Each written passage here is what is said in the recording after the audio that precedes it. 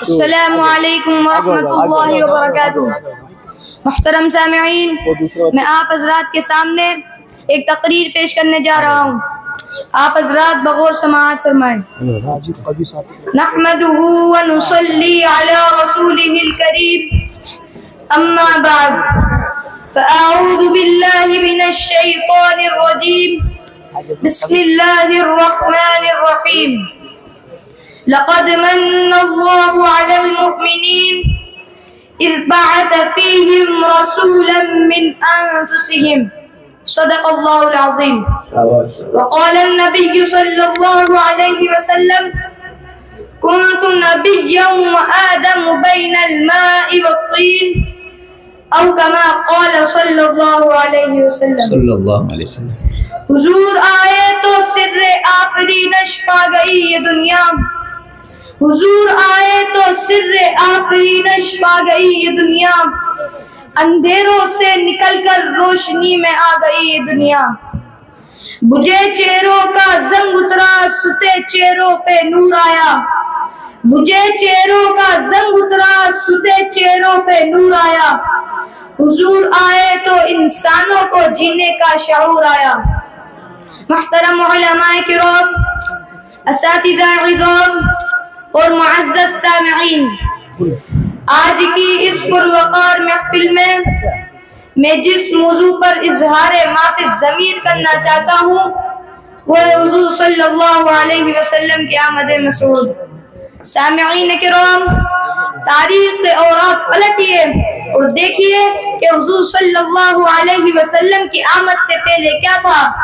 ظلم ہی ظلم تھا، کفر و شرک کا راج تھا، ہر طرف ویرانی ہی ویرانی تھی، حکومت شیطانی تھی، قتل و غارت گری کا بسیرا تھا، معمولی بات پر کٹ مرنا عام تھا، بچیوں کو زندہ درگور کر دیا جانا معیب نہ تھا، عورت حیوانوں کی سی زندگی بسر کرنے پر مجبور تھی، جس کی لاٹھی اس کی بھینس کا قانون نافذ تھا، الغرض انسانیت تباہی و بربادی کے آخری دہانے پر تھی کہ دفعتاً حضرت انسان کی خوش بختی کا ثاقب چمک اٹھا، ظلمات کو اجالوں کی خبر ہوئی کہ یتیم عبداللہ جگر گوشہ آمینہ شاہ حرم حکمران عرب و عجم قائد انسانیت فرما روائے عالم ربیع الاول 571 عیسوی کو عالم مقدس سے عالم امکان میں بے بصر کو با بصر کرنے کے لیے، بے نظر کو با نظر کرنے کے لیے، مردہ دلوں کو حیات جاویدانی دینے کے لیے سب کی زبانوں پر ایک ہی کلمہ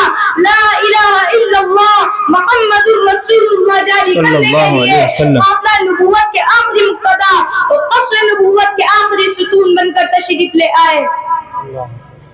کسی صاحب نظر نے کیا خوب نقشہ کھینچا ہے، بدی کا زور تھا ہر سو جہالت کی گھٹائیں تھی، بدی کا زور تھا ہر سو جہالت کی گھٹائیں تھی، فساد و ظلم کی چاروں طرف پھیلی ہوائیں تھی، خدا کے حکم سے نا آشنا مکہ کی بستی تھی، گناہ و جرم سے چاروں طرف وحشت برستی تھی، اگر لڑکی کی پیدائش کا گھر میں ذکر سن لیتے تو اس معصوم کو زندہ زمین میں دفن کر دیتے، نہ تھی شرم و حیا آنکھوں میں گھر گھر بے حیائی تھی، غرض جو بھی برائی تھی سب ان میں پائی جاتی تھی۔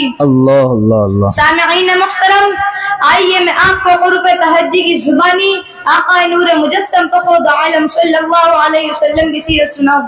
حضور صلی اللہ علیہ وسلم کی آمد، الف نے کہا اللہ کا رسول آ رہا ہے، با نے کہا بانی اسلام آ رہا ہے، تا نے کہا تاجدار مدینہ آ رہا ہے، سا نے کہا سروت والا آ رہا ہے، جیم نے کہا جلیل القدر آ رہا ہے، خا نے کہا حبیب خدا آ رہا ہے، خا نے کہا خاتم النبیین آ رہا ہے، دال نے کہا دو جہاں کا والی آ رہا ہے، زال نے کہا ذالک الکتاب کہنے والا آ رہا ہے، نے کہا رحمت للعالمین آ رہا ہے، زا نے کہا زمانے کا امام آ رہا ہے، سین نے کہا ساقی کوثر آ رہا ہے، شین نے کہا شافی محشر آ رہا ہے، صاد نے کہا صادق و امین آ رہا ہے، غور نے کہا ضعیف و تمام آ رہا ہے،